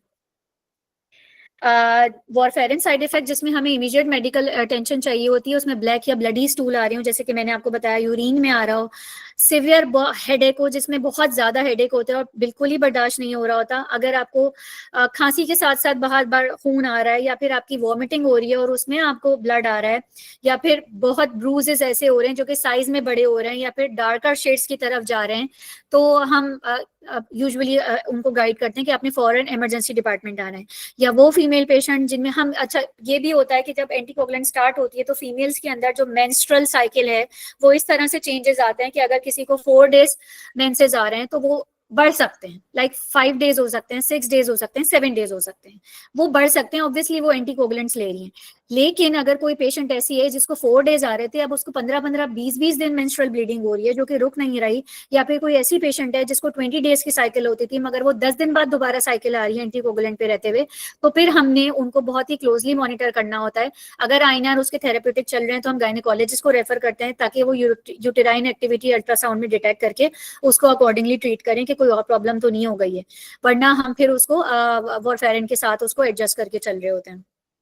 अच्छा, हमारा जो वॉरफेरिन से रिलेटेड NICVT के अंदर एंटी कोगुलेशन क्लिनिक रन हो रहा है, मैं थोड़ा सा आपको उसके अकॉर्डिंग भी ओवरव्यू देना चाहूंगी कि 6 days a week हम ऑपरेट कर रहे हैं डेली। हमारा जो पेशेंट एवरेज पेशेंट है पर डे के, हमारे 100 पेशेंट्स पर डे होते हैं, और हम लोग उसमें एडमिटेड पेशेंट्स की भी एंटी कोगुलेशन मैनेजमेंट कर रहे हैं, आउट पेशेंट की भी एंटी कोगुलेशन मैनेजमेंट कर रहे हैं। सेकेंडली, हमने टेली हेल्थ सर्विसेज भी स्टार्ट करी हैं, जो कि पेशेंट जब हमारे पास से, ऑब्वियसली आपको पता है पब्लिक सेक्टर हॉस्पिटल में कराची से सिर्फ पेशेंट्स नहीं आ रहे होते, overall Pakistan including Afghanistan patients आ रहे होते हैं, और इतनी जाहिर है कि बहुत ही यूनिवर्स है एंटीकोगुलेंट्स की, और 1 घंटे के अंदर समराइज करना इट्स नियर टू इम्पॉसिबल। मैंने आपको बहुत ही रॉ और बहुत ही मोटी मोटी चीजें आप लोगों को बता दी हैं कि आप लोग एटलीस्ट अब पढ़ेंगे या आप किसी पेशेंट को एंटीकोगुलेंट पे देख रहे हैं तो आपको एटलीस्ट ये पता होगा कि आपने क्या क्या चीजें मॉनिटर करनी है। तो इस क्लिनिक 2018 से यहाँ पे ये होल सोल NICVT के अंदर तकरीबन 15-20 साल से एंटीकोगुलेशन क्लिनिक है, मगर वो फिजिशियन लेड एंटीकोगुलेशन क्लिनिक था। मगर 2018 से ये totally 100% pharmacist led anticoagulation clinic है। इसमें हमने टेली हेल्थ सर्विसेज भी स्टार्ट करी हैं उन पेशेंट के लिए जो कि कराची से बाहर चले जाते हैं अपने रिस्पेक्टिव एरियाज में, तो वो लोग वहां से अपना INR टेस्ट करवा के और फिर हमें फोन पे बताते हैं और हम फोन पे उनकी डोजेस सेट कर रहे होते हैं। हमारे क्लिनिक आने का प्रोटोकॉल ये है कि पहले पब्लिक सेक्टर हॉस्पिटल में होते हुए एंटीकोगुलेशन क्लिनिक के लिए पेशेंट्स को ना बहुत अलग अलग जगह जाना पड़ रहा होता था। शायद आप लोगों में से लोगों ने पब्लिक सेक्टर हॉस्पिटल विजिट किए हो तो आपको ये चीज पता होती है कि एक विंडो पे जा रहे हैं, वहाँ टोकन बनवा रहे हैं, दूसरी विंडो पे जा रहे हैं, वहाँ टेस्ट के लिए पर्ची बनवा रहे हैं, फिर तीसरी विंडो पे जा रहे हैं तो कुछ और हो रहा है। तो इस तरह अलग अलग जगहों पे पेशेंट को जाना हो रहा था, जिसकी वजह से पेशेंट का कंप्लाइंस रेट बहुत रिड्यूस हो रहा था। तो NICVT के अंदर एंटीकोगुलेशन क्लिनिक को 1 यूनिट विंडो ऑपरेशन कर दिया गया है to increase patient compliance. Patient anticoagulation clinic ही आता है डायरेक्ट, कोई उनको रिसिप्ट नहीं बनवानी, कोई टोकन नहीं जनरेट करने, वो डायरेक्ट हमारे एंटीकोगुलेशन क्लिनिक में आ रहे हैं, हम वहीं से ब्लड टेस्ट की रिसिप्ट बनवाते हैं, वहीं वो ब्लड टेस्ट देते हैं। हमारे ही क्लिनिक से उनकी ब्लड टेस्ट जब आती है उनको कॉल करके अंदर बुलाया जाता है, वहीं हम पूरी काउंसलिंग करते हैं, डोज एडजस्टमेंट करते हैं, सारी चीजें करते हैं, और वॉरफेरिन भी हम अपने क्लिनिक से ही पेशेंट को डिस्पेंस करके घर भेजते हैं। तो 1 यूनिट विंडो करने का ऑपरेशन का सबसे बड़ा जो फायदा है वो पेशेंट कंप्लाइंस है। जब पेशेंट को पता है ना कि मैं बस एक जगह जा रहा हूँ और उसी जगह से मुझे पूरा एंटरटेन करके घर भेजा जाएगा, तो वो आराम से आ जाते हैं, उनको कोई प्रॉब्लम नहीं होती। सेकेंडली, जब हम पेशेंट्स को ये बुकलेट प्रोवाइड करते हैं वहाँ पे जिसमें एंटीकोगुलेंट्स के हवाले से सब कुछ उर्दू में लिखा हुआ होता है, और ये हैंड बैंड जो कि आइडेंटिफिकेशन बैंड होता है, ताकि पेशेंट अगर एंटीकोगुलेंट पे रहते हुए कहीं ट्रेवल कर रहा है, खुदा ना खास्ता उसका कहीं एक्सीडेंट होता है और उसको किसी भी पब्लिक सेक्टर हॉस्पिटल में ले जाया जा रहा है, अर्जेंट कोई भी ऑपरेशन की नीड पड़ रही है और किसी को नहीं पता कि वो वॉरफेरिन पे है, और जब OT लेके जा रहे हैं और उसका उस वक्त थेराप्यूटिक INR ना हो, 4 या 5 का INR हो, तो अगर उसको OT ले गए, उसको ऑपरेट कर दिया, तो वो बंदा जो है वो ब्लीडिंग से मर सकता है। तो ये आइडेंटिफिकेशन बैंड इसीलिए प्रोवाइड किया जाता है, अगर पेशेंट अनकॉन्शियस हो जाए, उसका खुदा ना खास्ता कोई एक्सीडेंट हो जाए, कोई अनफॉर्चुनेट इवेंट हो जाए, तो ये बैंड सामने वाले डॉक्टर को बता देगा कि ये मरीज वॉरफेरिन दवा इस्तेमाल कर रहा है, तो वो सबसे पहले जाके उसका PT INR टेस्ट करवाएगा और उसके बाद उसके अकॉर्डिंगली मैनेज करेगा। बुकलेट्स के बाद जब हमने देखा जेंट्री पब्लिक सेक्टर हॉस्पिटल में ऐसी आ रही है कि वो उर्दू भी नहीं पढ़ सकते, तो फिर हमने ये 3 कलर का डाइट चार्ट हमने डिजाइन किया है, जिसमें हमने रेड में वो चीजें डाल दी हैं जो कि एकदम से INR को सुपरा या सब थेरेप्यूटिक कर सकती हैं, और हम रेड में खाने वाली चीजों को बिल्कुल मना कर देते हैं। येलो और ग्रीन वाली जैसे सिग्नल के कलर्स होते हैं कि रेड पे हमें रुकना है और येलो पे और ग्रीन पे हम जा सकते हैं, तो येलो और ग्रीन वाली जो है वो हम कंसिस्टेंट डाइट जो है वो इन चीजों की ले सकते हैं। तो ये हम फ्लायर्स भी अपने क्लिनिक पे प्रोवाइड करते हैं। एक छोटी सी एग्जांपल मैं आपको देना चाहूंगी कि अगर फार्मासिस्ट का रोल ना हो एंटीकोगुलेशन मैनेजमेंट के अंदर तो क्या एरर हो सकता है। अब ये आपके सामने जो है 5 दिसंबर 2018 को एक पेशेंट INR की 1.1 की, अब जब मैंने आपको बताया था we all are not taking anticoagulant, हम अपना PT INR टेस्ट करवाएंगे तो 1 का रिजल्ट आएगा। ये पेशेंट भी कुछ ऐसे ही था, इसको एंटीकोगुलेंट स्टार्ट नहीं हुई थी, ये या ले रहा होगा तो सब थेरेप्यूटिक INR था, सही है। इसका 1.1 के INR के साथ आप इसको थोड़ा सा जूम कर सकते हो प्लीज? किसको जूम करना है? इसको चले मैं एक एक करके जूम करके दिखाती हूँ, ठीक है। डॉक्टर नीचे से जूम करते हैं ना इसको, स्लाइड जो नीचे ऑप्शन आ रहा है हमारा बॉटम पे 54%, सही है। अब ये पेशेंट जो है ये 5 दिसंबर को 1.1 के INR के साथ डॉक्टर के पास गए, डॉक्टर ने अब मैं आपको यहाँ पे डेट भी दिखाती हूँ। 5 को उनका INR हुआ, 6 तारीख को next day, very next day, वो अपने INR 1.1 के साथ डॉक्टर के पास गए। ये मेरीवान भी वॉरफेरिन का ही ब्रांड है, तो उन्होंने मेरीवान लिख के दी 1.5 गोली। सही है, 1.5 गोली मीन 7.5 mg। 5 mg की अगर हम 1.5 गोली करें तो 7.5 mg बनेगी। अब आप ये देखें कि उनकी प्रिस्क्रिप्शन के अंदर ना ड्यूरेशन ऑफ थेरेपी है कि कितने दिन भाई 1.5 गोली खानी है, दोबारा आइनर कब करवाना है वो भी नहीं लिखा हुआ। 6 तारीख को, ठीक है, 6 को। अब वो जब आइनर क्लिनिक में आए हमारे पास फर्स्ट टाइम 12 को, अब मुझे बताइए कि 6 को जब वॉरफेरिन 7.5 mg उन्होंने स्टार्ट करी होगी, तो 6 दिन के बाद 7.5 mg लेने के बाद, सिर्फ 6 दिन के बाद उनका आइनर 5.5 चला गया था। अब उस प्रिस्क्रिप्शन के अंदर ना कोई ड्यूरेशन ऑफ थेरेपी थी कि भाई आपने कितने दिन तक लेना है, ना ये बताया हुआ था कि आइनर कब करवाना है। वो 6 दिन बाद ब्लीडिंग के साथ जब इमरजेंसी में आया 5.5 पे, तो इमरजेंसी वालों ने फिर रेफर करके क्लिनिक भेजा। सही है, तो ये एरर्स बहुत हो सकते हैं किसी भी हॉस्पिटल के अंदर। अच्छा, हमारा डोजिंग प्रोटोकॉल क्या है क्लिनिक के अंदर? जब भी कोई न्यू पेशेंट आता है हमारे पास आए, ठीक है, अब ये इस तरह के ना हम कार्ड्स बनाते हैं पेशेंट के, जो कि पेशेंट के पास रहते हैं, और हमारे सिस्टम में भी, हमारे जो सॉफ्टवेयर हैं उसमें भी हम सारी चीजें पेशेंट की रखते हैं। इन केस अगर गलती से पेशेंट का कार्ड खो जाए तो हम उससे भी दोबारा से कार्ड बना सकते हैं। अब ये पेशेंट देखें, बिल्कुल आइडियल सिचुएशन इस तरह होती है, किसी को भी अगर एंटीकोगुलेंट स्टार्ट की जा रही है, वो 1.1 के आइनआर के साथ आया है, उनको 2 दिन हमने, अब ये आप उसको रिलेट कीजिएगा जो मैंने पिछला केस दिखाया था आपको, एंटीकोगुलेंट में हम इसी तरह से डोजिंग इनिशिएट करते हैं कि जब ये वॉरफेरिन हर इंडिविजुअल के अंदर अलग अलग डोज पे रिस्पॉन्स दे रही होती है। किसी पेशेंट के अंदर हमें हफ्ते में 3 दिन होल्ड करनी पड़ती है, 4 दिन 1 mg देनी पड़ती है, तब उसका आइनर अचीव होता है। किसी पेशेंट के अंदर मुझे डेली 20 mg देनी पड़ रही है, 15 mg देनी पड़ रही है, तब उसका जाके आइनर अचीव हो रहा है। तो ये इंडिविजुअल टू इंडिविजुअल वेरी करती है, हम किसी एक को सब पे नहीं रख सकते, ठीक है। अब ये पेशेंट है 1.1 के आइनर के साथ आया, उनको 2 दिन हमने 7.5 mg देके भेजा। 2 दिन बाद, अब आप इसमें ये भी देखें कि काउंसलिंग का मेन फैक्टर कि वो पेशेंट जिस दिन बुला रहे हैं उस दिन उठकर हमारे क्लिनिक में आ रहे हैं। 24 को बुलाया, 2 दिन बाद जब वो आया तो 1.5 आइनर हो गया। फिर 2 दिन की डोजिंग करी हमने, 7.5 mg दी, तो 2.4 का आइनर आ गया, परफेक्ट आइनर जितना हमें चाहिए। सही है। अब जब हम लास्ट 4 डेज की डोजिंग देखें, और फिर मैं यहाँ 3 दिन की डोजिंग उनकी आके कम करी मैंने, 2 दिन 5 mg रखी, क्योंकि 4 दिन 1.5 गोली लेने पे उसका 2.4 आ गया था। मुझे 2.4 7 दिन की टैबलेट देने के बाद चाहिए, ठीक है। तो मैंने 2 दिन आके यहाँ पे डोज कम करी ताकि थोड़ा सा आइनर मुझे रेंज में मिलेगा। 2 दिन 5 mg करी, फिर 3rd डे 7.5 mg करी, राइट। अब पेशेंट जब मेरे पास आया 3 दिन के बाद 29 को, तो मेरे पास पूरे 1 हफ्ते की डोजिंग का स्केड्यूल आ गया, जिसमें मेरी 2 दिन 5 mg थी और 5 दिन 7.5 mg थी। तो ये वो पूरे हफ्ते की डोज थी जिसपे मुझे परफेक्ट आइनर पेशेंट का अचीव हुआ है। तो ये पूरे 7 दिनों की डोज मैंने अगले 7 दिनों के लिए एज इट इज रिपीट करी और पेशेंट को 1 हफ्ते का टाइम दे दिया। Like he has to take 5 mg for 2 days, then 7.5 mg for 5 days, और फिर मैं 1 हफ्ते पे बुलाऊंगी। अब 1 हफ्ते बाद जब वो मेरे पास 6 दिसंबर को आता है, उसका आइनर विद इन थेराप्यूटिक रेंज होता है, फिर मैं 3 वीक्स पे जा सकती हूँ।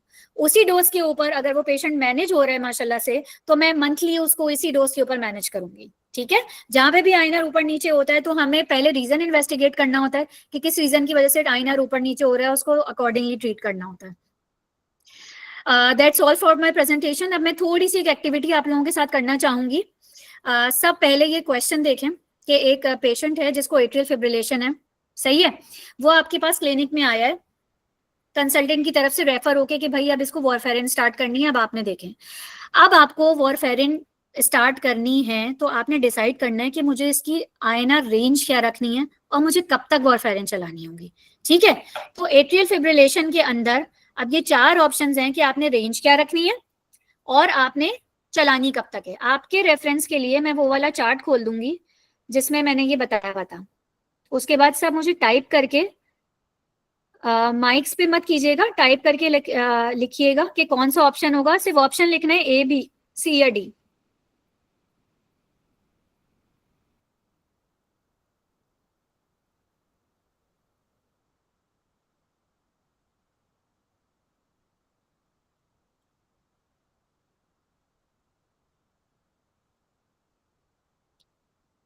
सही है, एट्रियल फिब्रिलेशन है, राइट। और पेशेंट आपके पास आया है। अब मुझे आप पहले इसमें से देख लें, अपने पास लिख लें, मैं 2 मिनट का टाइम दे रही हूँ। आईएनआर रेंज और लेंथ ऑफ ट्रीटमेंट बतानी है एट्रियल फिब्रिलेशन के अंदर, ठीक है। मैं 1 मिनट के अंदर ये स्विच करके दोबारा सवाल पे जाऊंगी और फिर आप लोग उसमें से ऑप्शंस देख के फिर सही आंसर कीजिएगा।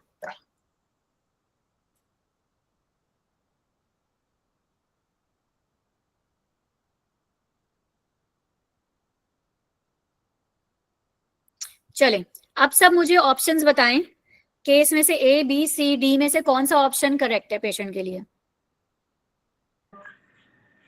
Ma'am B option. B. Non. B. माशाल्लाह, everybody is giving the correct answer. लग रहा है समझ आ गई है थोड़ी सी मेरी प्रेजेंटेशन आप लोगों को। मैम नॉन वाल्वुलर एट्रियल जी जी फिब्रिलेशन जी, है, माशाल्लाह माशाल्लाह, सबका आंसर बिल्कुल सही आ रहा है, बी ऑप्शन। अब नेक्स्ट की तरफ जा रहे हैं, जल्दी से आ जाएं, नेक्स्ट सवाल। अब इस तरीके से आप लोग इंडिकेशन और ड्यूरेशन ऑफ थेरेपी पता कर सकते हैं, ठीक है। अब एक दूसरा सवाल मैं आप लोगों को दे रही हूँ। एक 76 ईयर ओल्ड फीमेल है, एफिप के साथ आपके पास आई हैं, उनको सिवियर एमएस भी है, हाइपरथायराइडिज्म भी है और इमरजेंसी में आई है लेफ्ट साइडेड वीकनेस के साथ लास्ट 2 डेज से। क्या हम इन्हें वॉरफेरिन देंगे? यस, नो, एबीसी, दोनों में, तीनों में से कोई भी एक बताइए।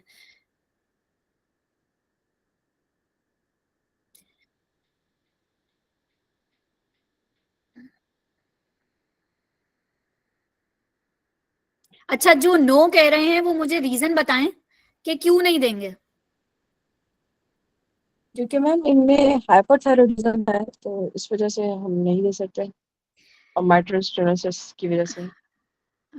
देखें, माइट्रल स्टेनोसिस तो इंडिकेशन है। जिन पेशेंट्स के अंदर वॉल्वुलर हार्ट डिजीज होती है, वॉल्व रिप्लेस होने जा रहे हैं ना, तो वो तो वॉल्व रिप्लेसमेंट की तरफ जा रहे हैं, तो उनका वॉल्वुलर हार्ट डिजीज है, तो वो तो इंडिकेशन है एंटीकोगुलेशन की। अब देखें, ये थोड़ा ट्रिकी सवाल है।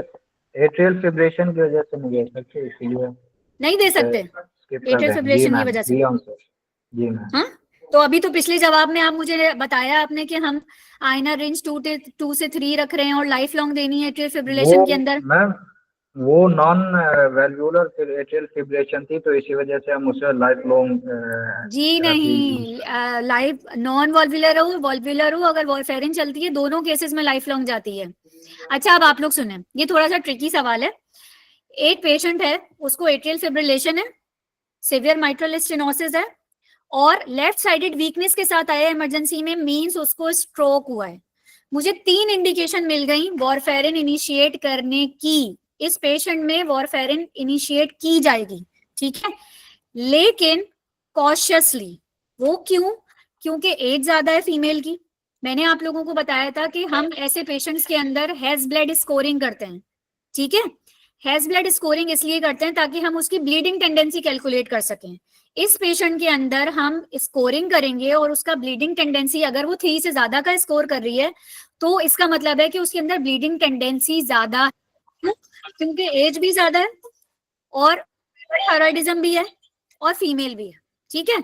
तो इसमें ऑब्वियसली टेंडेंसी ज्यादा होगा ब्लीडिंग की, तो हम इसमें वॉरफेरिन भी शुरू करेंगे, ठीक है। इसको कॉशियसली लेके चलेंगे कि बिल्कुल मिनिमम डोजेस से और जल्दी जल्दी आईएनआर चेक करके like with in 2 to 3 days हम इसको क्लिनिक में बुलाएंगे और इसकी जब या हम जाके इमरजेंसी में उसके जब एडमिट होता है पेशेंट तब तो हम डेली आईएनआर मॉनिटर कर रहे होते हैं, तो हम बहुत कॉशियसली इसकी लो डोज से वॉरफेरिन स्टार्ट करेंगे और इसका आईएनआर अचीव करेंगे और इसको एंटीकोगुलेशन प्रोवाइड करेंगे।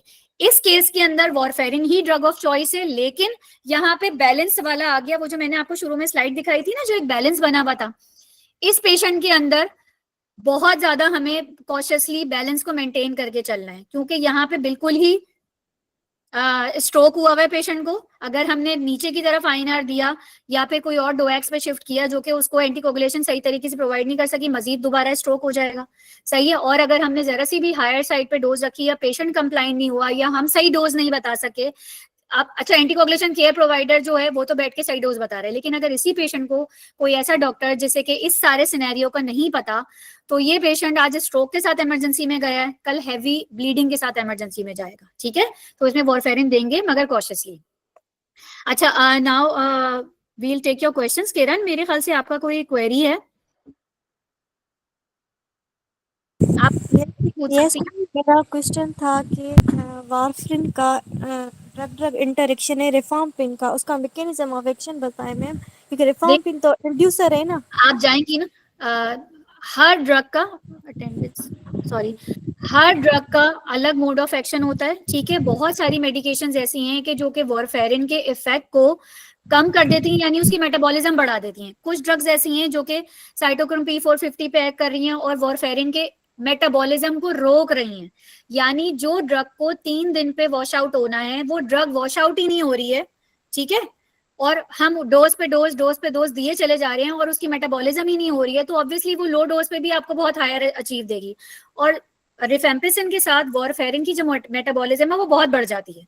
मतलब आपने पेशेंट को वॉरफेरिन दी, वो ब्लड से वॉश आउट हो गई, तो उसको अपना इफेक्ट दिखाने का टाइम ही नहीं मिला, सही है। तो ये डिपेंड करता है कौन सी ड्रग मेटाबॉलिज्म को डिक्रीज कर रही है या इंक्रीज कर रही है। वो जब आप इंडिविजुअली, मैंने आपको 1-2 एग्जांपल्स दे दी, आप जाके पढ़ेंगे डिटेल में तो आपको समझ आ जाएगा। जी जी मैम, क्लियर हुआ है, थैंक यू। अस्सलाम वालेकुम मैम। वालेकुम सलाम। मैम हम ये भी चेक करेंगे ना कि स्ट्रोक की टाइप कौन सी है, इस्कीमिक होगा तब हम मतलब देंगे वरना नहीं देंगे। Very good Laiba, that's a very good question. Obviously मैंने आपको स्टार्ट में बताया था कि हेमरेजिक स्ट्रोक अगर होता है तो हम नहीं देंगे, क्योंकि अच्छा ये पेशेंट ऐसा है कि इसको एफिब है मगर एमएस है, लेकिन ये अगर यही स्ट्रोक उसे हेमरेजिक स्ट्रोक हुआ होगा ना, तो हम फिलहाल के लिए उसे वॉरफेरिन देंगे ही नहीं जब से वो रिकवर नहीं करेगा, क्योंकि वो मजीद उसके लिए खतरनाक बात हो सकती है, ठीक है। तो हमने स्ट्रोक को इवेल्युएट करना है कि इधर इट इज हेमरेजिक, और वो किससे पता चलता है, वो जब ब्रेन का सीटी स्कैन होता है तो वो उससे पता चलता है कि हेमरेजिक है या इस्केमिक है, तो फिर हम डिसाइड करते हैं हमने एंटीकोगुलेंट देनी है या नहीं देनी। Any more questions?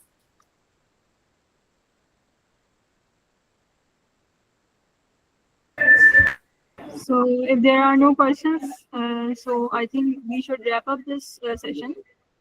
Thank you so much, Dr. Reema, for your valuable session. And all over questions. Kiran and Vanshal, please ask your questions. Kiran and Vanshal, आप जी जी अस्सलाम वालेकुम मैम, माइसेल्फ वालेकुम वंशाल अस्सलाम। From university of saint Jamshoro. जी ma'am, मेरा ये question था कि वारफेरिन से ज़्यादा भी कोई इंपॉर्टेंट और एफिकेसी किसी ड्रग की है एंटीकोगुलेंट की? अभी तक तो फिलहाल लास्ट 50 ईयर से warfarin he drug of choice है। मैंने जैसे कि आपको बताया मैकेनिकल हार्ट वॉल्व में मोस्ट पोटेंट ड्रग यही है। अभी डोएक्स के बारे में आप लोग पढ़िएगा, क्योंकि मेरा टॉपिक वॉरफेरिन के ऊपर था। नोवल एंटीकोगुलेंट ड्रग्स, वो रिवारोक्साबेन आती है, उसमें डेबिगेट्रान आती है, पिक्साबेन आती है, वो भी एंटीकोगुलेंट्स हैं, मगर उसमें हमें मॉनिटरिंग नहीं करनी होती, ठीक है।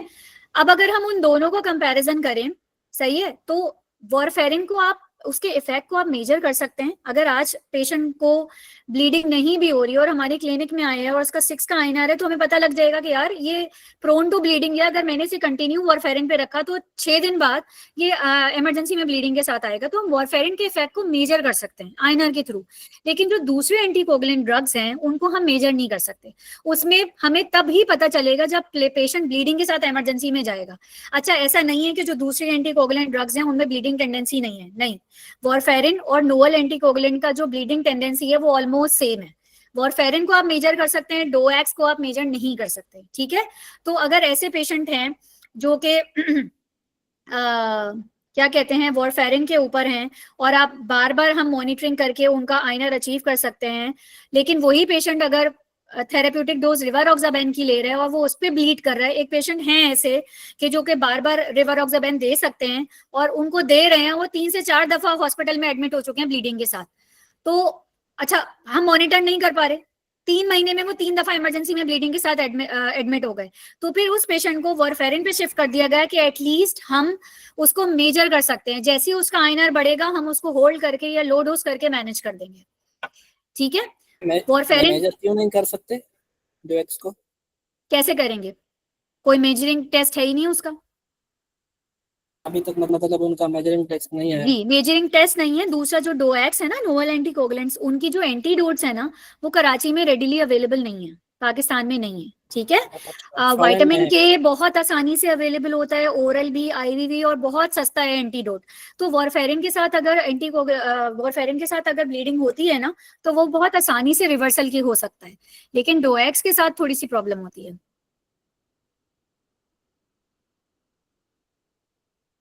अस्सलाम वालेकुम मैम, मेरा भी क्वेश्चन था जी, कि अगर मोस्टली वो पेशेंट्स हमारे पास जो वारफेरिन रेजिस्टेंट है, या कोई हम कह सकें कि उनके अंदर एक ऐसी कंडीशन है जेनेटिक पॉलीमॉर्फिज्म वाली, सो मैम फिर उनमें हमारी रिकमेंडेशंस क्या होती हैं? ये बिस्मा का सवाल है। Yes ma'am. बिस्मा, माशाल्लाह से बहुत अच्छा सवाल है आपका। और हमारे पास NICVD के अंदर जो है ना, कोई 4 से 5 ऐसे पेशेंट हैं जो कि वॉरफेरिन रेजिस्टेंट के पेशेंट हैं। 2 तरह की चीजें होती है, वॉरफेरिन सेंसिटिविटी और वॉरफेरिन रेजिस्टेंस। सेंसिटिविटी ये है कि पेशेंट को आपने खाली 1 mg की डोज दी, एक दिन पे आईएनआर अचीव कर लिया, ठीक है, यानी बहुत लो डोज पे वो अपना आईएनआर दे।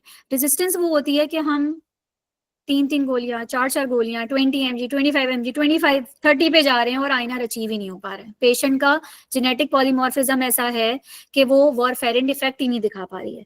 तो उन पेशेंट्स के अंदर अगर हम मैकेनिकल हार्ट वॉल्व को एक तरफ कर दें, बाकी की इंडिकेशंस ऐसी हैं कि हम उसमें डोएक्स कंसिडर कर सकते हैं, ठीक है। लेकिन मैकेनिकल हार्ट वॉल्व कंडीशन ऐसी है कि उसमें हमारे पास कोई चॉइस नहीं है, सही है। मैं आपको एक एग्जांपल देती हूँ। एक बच्चा है, एक फीमेल है, 13-14 साल की लड़की है, उसका माइट्रल वॉल्व रिप्लेस हुआ है, सही है। तो वो वॉरफेरिन रेजिस्टेंस की है, उस पर सब कुछ करके देख लिया है, हर चीज करके देख ली है। पीडियाट्रिशियंस जितने हमारे पीडियाट्रिक कार्डियोलॉजी के हैं, फार्मासिस्ट हो गए, दूसरे कार्डियोलॉजिस्ट जो रिटायर होके जा चुकी हैं, वो सब पूरी टीम बैठ के उन पे मल्टीपल चीजें ट्राई कर ली हैं, सारी इन्वेस्टिगेशंस कर ली हैं, कुछ नहीं पता चल पा रहा। इवेंचुअली अब क्या कर रहे हैं, हम उसे वॉरफेरिन की डोज पे रख रहे हैं, एस्प्रिन की डोज पे रख रहे हैं, और फिर पीडियाट्रिक कार्डियोलॉजी में वो हर 3 महीने पे विजिट करती है, हर 2 महीने पे विजिट करती है। जब वो लोग देखते हैं और उसका एको चेक करते हैं, एको के अंदर अगर स्टक वॉल्व नहीं हो रहा तो इसका मतलब है वो सही चल रहा है, क्योंकि हम एंटीकोगुलेंट दे रहे हैं, एस्प्रिन भी दे रहे हैं, तो वो सही चल रही है। अब उसमें ये एक सॉल्यूशन निकाला है, क्योंकि अगर कोमेडिन जो है वो भी पाकिस्तान में अवेलेबल नहीं है, वो भी अगर हम किसी और कंट्री से अरेंज करवाएं तो पेशेंट को लेनी तो लाइफ लॉन्ग है, सही है। और कोमेडिन और वॉरफेरिन है भी सेम कैटेगरी की। तो बिस्मा, ये आपके लेवल का ही जवाब है। तो उन पेशेंट्स को हमें फिर उनके अकॉर्डिंग लेके चलना पड़ रहा है, एट दी मोमेंट डिसीजन लेके कि हमें किस तरह लेके चलना है। और ये जो वॉरफेरिन रेजिस्टेंस, जो मैं अपना एक्सपीरियंस बताऊं ना आईना क्लिनिक का, तो वो पीडियाट्रिक पॉपुलेशन में ज्यादा है। अव्वल तो यूजुअली जो बेस्ट केस है, बेस्ट सिनेरियो है, वो ये है कि जब भी किसी का वॉल्व रिप्लेसमेंट होने जाए तो वॉरफेरिन उसे पहले देके ये चेक करना चाहिए, आइडियली ये होना चाहिए कि अगर वो वॉरफेरिन रेजिस्टेंस पेशेंट है जो कि इफेक्ट दिखाई नहीं पा रहा है, तो उसमें आप बायोलॉजिकल हार्ट वॉल्व लगा दें, उसमें मैकेनिकल ना लगाएं। लेकिन हमारी कंट्री के अंदर ऐसा हो रहा होता है मेजोरिटी पेशेंट्स के अंदर कि जब हार्ट वॉल्व रिप्लेस हो जाता है तब वॉरफेरिन शुरू की जाती है। तो जब हो चुका तब पता चल रहा होता है कि हाँ भाई ये तो वॉरफेरिन रेजिस्टेंट पेशेंट है। अगर पहले ही पता चल जाए तो हम बायोलॉजिकल की तरफ जा सकते हैं। जी बाबा, thank you so much ma'am. अस्सलाम वालेकुम मैम। वालेकुम अस्सलाम। मैम, आपने जो प्रेगनेंसी का बताया था कि 36 वीक में हमें वॉरफेरिन स्टॉप कर देनी है, तो what are the other options के हेपेरिन या उसके अलावा फिर हमारे क्या ऑप्शंस होंगे, और कम्प्लीटली एंटीकोगुलेंट्स को फिर हमें कब स्टॉप करना है कि उसके बाद फिर हम एंटीकोगुलेंट्स ना दें प्रेगनेंसी में? देखें, एंटीकोगुलेंट्स तो देनी है, ऑब्वियसली इंडिकेशन ऐसी है कि हमने एंटीकोगुलेंट देनी है, हाँ, लेकिन हमें केयरफुली लेके चलना है। 36 वीक्स पे जाके मैंने इसलिए बोला था, आपको रीजन भी बताया था कि डिलीवरी किसी भी वक्त हो सकती है। आपको लेबर पेन्स पेशेंट को कभी भी स्टार्ट हो सकते हैं, किसी को 37 वीक्स पे हो रहे हैं, किसी को 38 वीक्स पे हो रहे हैं। तो एटलीस्ट वॉरफेरिन का तो जो मसला था ना, वो साइड पे हुआ हुआ है, ठीक है। हमने उस पेशेंट को हेपेरिन पे रखा हुआ है। हेपेरिन अगर लो मॉलिक्यूलर वेट हेपेरिन है तो वो 12 घंटे में अपना इफेक्ट खत्म कर देती है ब्लड से। अगर कन्वेंशनल हेपरिन है वो तो और 2 से 3 घंटे में खत्म हो जाती है, ठीक है। तो अगर किसी पेशेंट को लेबर पेन हो रहा है या प्लान्ड सी सेक्शन है तो उससे पहले 12 घंटे पहले हम यूजुअली जो है, देखिए सी सेक्शन यूजुअली मॉर्निंग में हो रहे होते हैं और वो प्लान्ड होते हैं। तो जब भी वो पेशेंट प्रेग्नेंट सुबह में सी सेक्शन होने जा रहा होता है तो बस लास्ट नाइट में उसको इनोक्सापैरिन की डोज लगती है और सुबह में उसका सी सेक्शन हो जाता है, क्योंकि 12 घंटे में वो वॉश आउट हो जाता है। लेकिन अगर किसी को लेबर पेन्स हो रहे हैं तो यूजुअली लेबर पेन भी 6 से 8 घंटे ले रहे होते हैं, नॉर्मल एवरेज बता रही हूँ मैं। तो उसमें भी और इनोक्सापैरिन पे भी रखा हुआ है तो इतना मसला नहीं होता नॉर्मल डिलीवरी के ऊपर, ठीक है। तो वो इसलिए मैनेज हो जाता है। यही पेशेंट अगर वॉरफेरिन पे होगी तो बहुत कॉम्प्लिकेशंस बढ़ जाती हैं। ओके, अस्सलाम वालेकुम मैम। वालेकुम सलाम। मैम मेरा सवाल ये है कि सेफ टाइम फ्रेम कौन सा होगा वारफारिन थेरेपी के एट्रियल फिब्रिलेशन के केस में? सॉरी, आप सवाल दोबारा रिपीट कीजिए, शुरू के आपके वर्ड्स मिस हो गए। मैम मेरा सवाल ये है कि एट्रियल फिब्रिलेशन केस के अंदर जो वारफारिन थेरेपी चल रही होती है उसका सेफ टाइम फ्रेम कौन सा होगा? सेफ टाइम फ्रेम से क्या मुराद है आपका? मतलब किस मतलब यानी कि जो टाइम देते हैं ना ये दिन में देनी चाहिए, कौन से टाइम पीरियड? अच्छा, वॉरफेरिन जो जी। है वो इवनिंग टाइम पे ली जाती है, 5 या 6 बजे। पूरी दुनिया में वॉरफेरिन हम शाम में देते हैं। अब उसका कोई मुझे रीजन बता सकता है कि वाई इन द इवनिंग? भाई मॉर्निंग में भी तो दे सकते हैं, वंस अ डे लेनी है, बट हम इवनिंग में देते हैं, मॉर्निंग में क्यों नहीं देते? बताइए। मैम उसके फूड के साथ इंटरेक्शन वगैरह हो सकते हैं, तो जैसे हमने पहले पढ़ा कि लीफी वेजिटेबल्स के मैम, साथ नहीं तो देते। क्या इवनिंग में लीफी फोटो वेजिटेबल नहीं खा सेंसिटिविटी की सकते? वजह से, क्या मैम चीज? फोटो सेंसिटिविटी की वजह से। नहीं, it's not a photo sensitive drug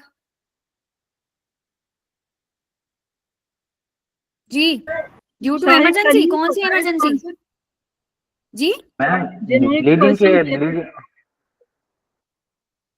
Can you ma'am मेरा नहीं, तो डेयरी सवाल प्रोडक्ट्स। यही है ना आपसे पूछने का। सॉरी, एक एक करके बोलें, समझ नहीं आ रहा। यशवा, आपका सवाल क्या है, पहले आप बोलिए। मैं यही कह रही थी कि जिन्होंने क्वेश्चन किया है वो ये इसका आंसर बताएं। हाँ, किसने किया था मुझे याद भी नहीं। मैम मैंने ही किया था क्वेश्चन, तो आपसे भाई यही शाम में पूछे क्यों थे दे कि रहे हैं? हम सुबह में भी दे सकते हैं। शाम टाइम मैम शायद कोई ड्रग इंटरेक्शन हो सकता है इस वजह से। नहीं, शाम में देने का देखिए या- मेजर फैक्टर ये है कि क्लिनिक सुबह में हो रहा है। सही है।